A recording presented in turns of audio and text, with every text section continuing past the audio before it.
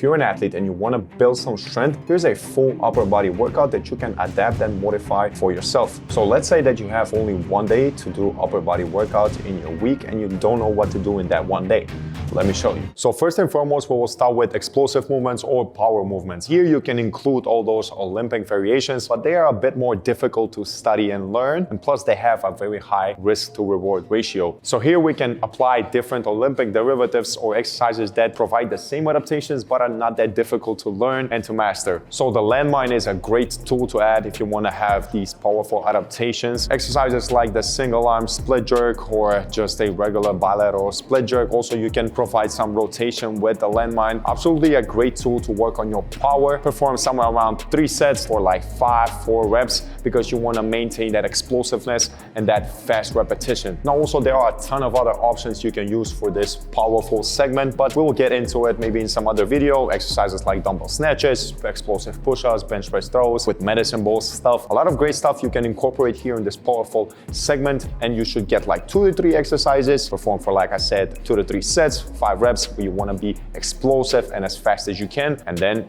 finish with that and moving on to strength. Now let's talk about strength. When you perform strength exercises, the velocity of the movement is not very important. That's the speed of the execution of the movement. So for example, you don't have to be that fast because now we want to work on that force portion of the force velocity curve. This section we want to divide it in 4 patterns. So we want to have a vertical pull and also a vertical push, and horizontal pull and horizontal push. So we will have one exercise for each movement. As far as the reps and sets go, we want to have somewhere around 3 sets per exercise and 5 to 7 reps with a controlled tempo. Maybe on the way up you can be a little bit more explosive, and on the way down you can be a little bit slower and controlled. Now let me give you examples for each pattern. Let's start with a vertical pull. The best example I can give you for a vertical pull is the pull-up, which is a bodyweight exercise, but it's really great because you're pulling your whole body weight, and also you can add additional weight if it's too easy for you. We want to have the rep range, like I said, 5 to 7 reps. So if the pull-ups are easy for you in 5 to 7 rep range, you can add additional weight. Now let's move on to our vertical push, or if you think about it, that is an exercise that will do a vertical press, something for your shoulder. As an example here, we will put the landmine single arm push press, which is a great exercise, unilateral exercise that will work on fixing imbalances in your joints, and also a great exercise for vertical press. Now we finished with that vertical line of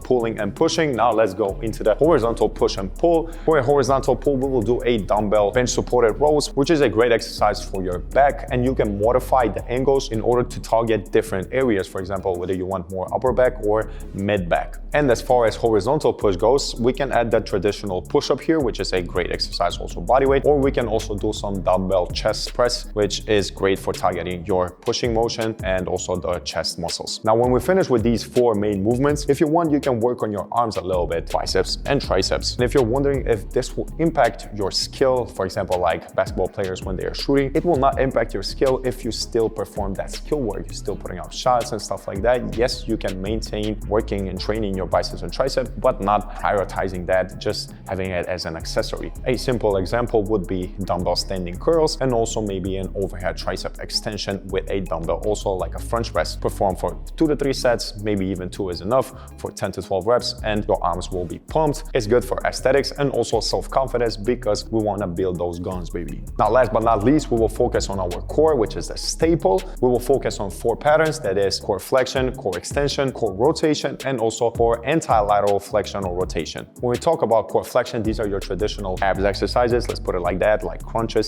sit-ups. What we can try to do is hanging knee raises, where you try to tuck your pelvis in and really flex that spine, or also maybe you can perform stability ball sit-ups, which is also great exercise for your abs and for stability. Moving on, we have core extension, which will primarily target your back muscles, your posterior chain, and the best exercise for this pattern is back extensions on bench, which is great, like I said, for your lower back. We gotta treat the lower back and strengthen it because it goes through many stresses in the field and daily lifestyle. The third movement pattern we have is core rotation. Now for core rotation, we want to perform something that involves rotation of the upper body or the torso, but does not involve the hips too much. An example here would be a wood chop, maybe with a resistance band where you have a powerful rotation, or a classic traditional example is also the Russian twist performed with a plate or some additional weight where you rotate your upper body and the hips try to stay aligned forward. And last but not least, we have core anti-lateral flexion rotation, which is when the trunk resists motion. The best example for this pattern is a suitcase carry. In a suitcase carry, you want to grab something heavy, a heavy dumbbell, kettlebell, and you want to walk with it, and you try to maintain straight body. You don't want to have your body leaning to the side with the dumbbell, but you want to have straight body, and you, let's say, perform walks for 20 to 30 meters or 20 to 30 seconds, and then you alternate between sides. But make sure you have a heavy enough dumbbell so that the trunk works really hard to maintain that rigid spine and that straight posture. Now, these core movements you can also do for like 2 sets and probably work around 20 to 30 seconds of time frame and rest for double that. For example, if you work for 20 seconds, rest for 40 seconds, or if you work for 30 seconds, rest for 60 seconds. So you can use this template to build your own workout. Like you see, I'm giving you different examples, but I'm also teaching you how to structure and design your own workout. You can rotate between exercises. Some exercise you like, some exercise maybe is better for you, you feel it better, you do it better, and you get the same adaptation. And also you can progress differently on each and every session. Make sure you hit that subscribe button to show your support, and we'll see you in the next video.